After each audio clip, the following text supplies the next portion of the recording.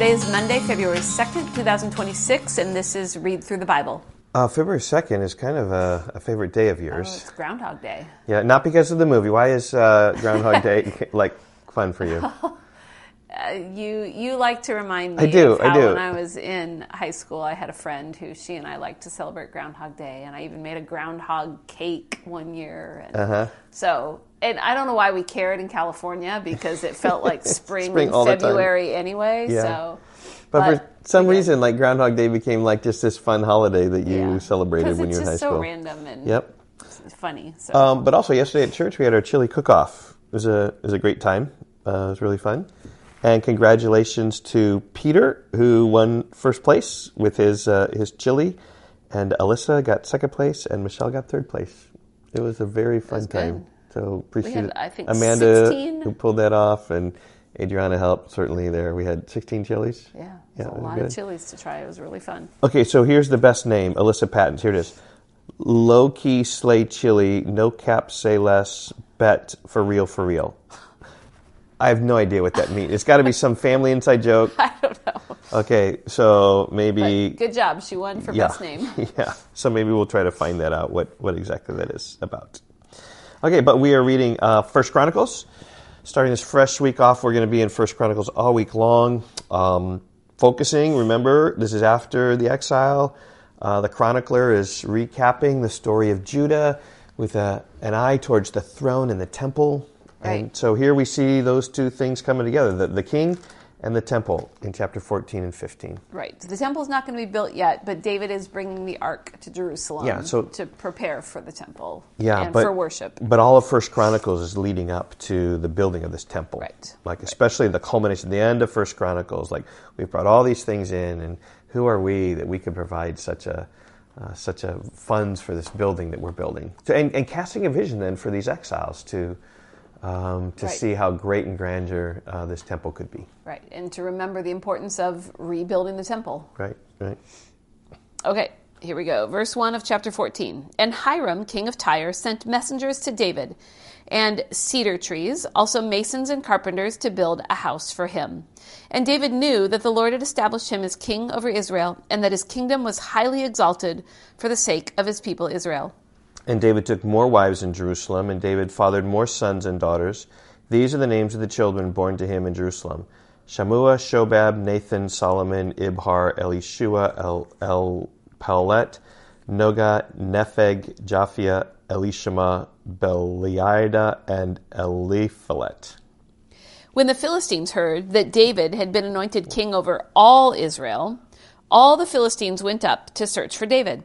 But David heard of it and went out against them. Now the Philistines had come and made a raid in the valley of Rephaim. And David inquired of God, "Shall I go up against the Philistines? Will you give them into my hand?" And the Lord said to him, "Go up, and I will give them into your hand." I love his example of just how he prayed before he went. Verse 11, and he went up to Baal Perazim, and David struck them down there. And David said, "God has broken through my enemies by my hand, like a bursting flood." Therefore, the name of that place is called Baal Perazim. And they left their gods there, and David gave command, and they were burned. And the Philistines yet again made a raid in the valley, and when David again inquired of God, he said to him, "You shall not go up after them. Go around and come against them opposite the balsam trees. And when you hear the sound of the marching of the tops of the balsam trees, then go out to battle. For God has gone out before you to strike down the army of the Philistines." And David did as God commanded him, and they struck down the Philistine army from Gibeon to Gezer. And the fame of David went out into all the lands, and the Lord brought the fear of him upon all the nations. I think that's an important verse there in 17. The fame of David went out into all the lands, and the Lord brought the fear of him upon all the nations. Yep. Just he was very famous and feared. Yep, famous and feared. Love that. F's. 2 F's. So in terms of summary, what this chapter is about, it's just the more wives of David. And then, really David, like trusting the Lord, seeking, inquiring of the Lord about how to battle the Philistines. It's like this divine general who's given him ways to fight and defeat the Philistines. Okay, chapter 15. Verse 1, David built houses for himself in the city of David. and he prepared a place for the ark of God and pitched a tent for it. Then David said that no one but the Levites may carry the ark of God. He learned his lesson. They learned from the last time when they put it on a cart. Yep, chapter 13. And so then David said that no one but the Levites may carry the ark of God, for the Lord had chosen them to carry the ark of the Lord and to minister to him forever. And David assembled all Israel at Jerusalem to bring up the ark of the Lord to its place, which he had prepared for it. And David gathered together the sons of Aaron and the Levites. Of the sons of Kohath, Uriel the chief with 120 of his brothers. Of the sons of Merari, Asaiah the chief with 220 of his brothers. Of the sons of Gershom, Joel the chief with 130 of his brothers. Of the sons of Elzaphan, Shemaiah the chief with 200 of his brothers. Of the sons of Hebron, Eliel the chief with 80 of his brothers. Of the sons of Uzziel, Aminadab the chief with 112 of his brothers. Then David summoned the priests Zadok and Abiathar, and the Levites Uriel, Asaiah, Joel, Shemaiah, Eliel, and Aminadab, and said to them, "You are the heads of the fathers' houses of the Levites. Consecrate yourselves, you and your brothers, so that you may bring up the ark of the Lord, the God of Israel, to the place that I have prepared for it.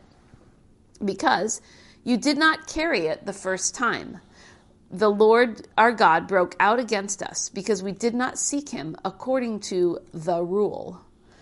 It's interesting here. I think it's that David, he's very matter of fact about it. He doesn't seem to be like bitter about it. He's saying let's learn from this and do it right. Yeah, this again, Numbers chapter 4. So I remember where it speaks about the duty of the Kohathites and how they need to carry it, and they just learned the lesson lest someone die. And David knows because we did not seek him according to the rule.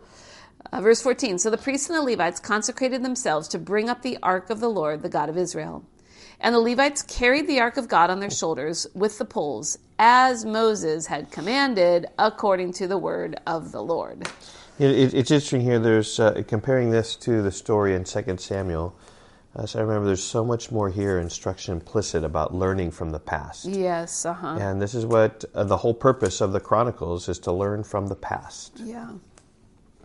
David also commanded the chiefs of the Levites to appoint their brothers as the singers should play loudly on musical instruments, on harps and lyres and cymbals, to raise sounds of joy. So the Levites appointed Heman, the son of Joel, and of his brothers Asaph, the brother of Berechiah, and the sons of Merari, their brothers Ethan, the son of Keshuhiah, and with them their brothers of the second order, Zechariah, Jaziel, Sheremoth, Jehiel, Uni, Eliab, Benaiah, Messiah, Mattathiah, Eliphelahu, and Mikneiah, and the gatekeepers, Obed-Edom and Jeiel. The singers, Heman, Asaph, and Ethan, were to sound bronze cymbals. Zechariah, Aziel, Shemeroth, Jehiel, Uni, Eliab, Maaseiah, and Benaiah were to play harps according to the almanac.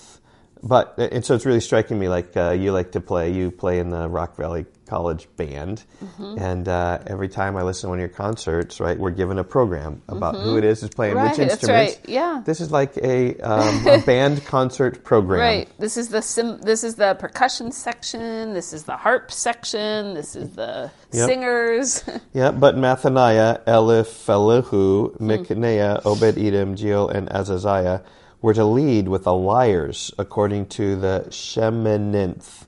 Kenaniah, leader of the Levites in music, should direct the music, for he understood it. He was a music major in college. He was the conductor. Yeah, Berechiah and Elkanah were to be gatekeepers for the ark.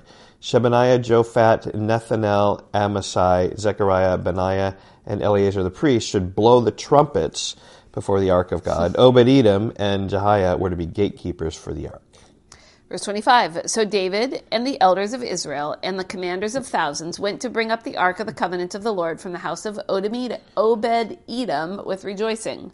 And because God helped the Levites who were carrying the ark of the covenant of the Lord, this time he helped them because they were doing it right, they sacrificed 7 bulls and 7 rams. David was clothed with a robe of fine linen, as also were all the Levites who were carrying the ark. and the singers, and Chenaniah, the leader of the music of the singers. And David wore a linen ephod.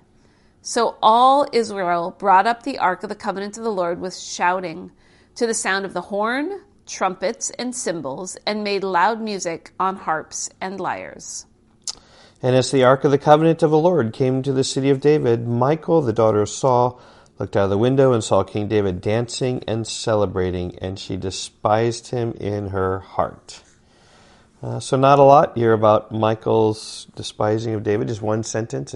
It's more in 2 Samuel chapter 6. I think when they're bringing the ark into Israel, into Jerusalem, in the other account of what this is. And yet I think here it's focusing on the good of the good and the bad of the bad. And so just kind of says Michal despised it.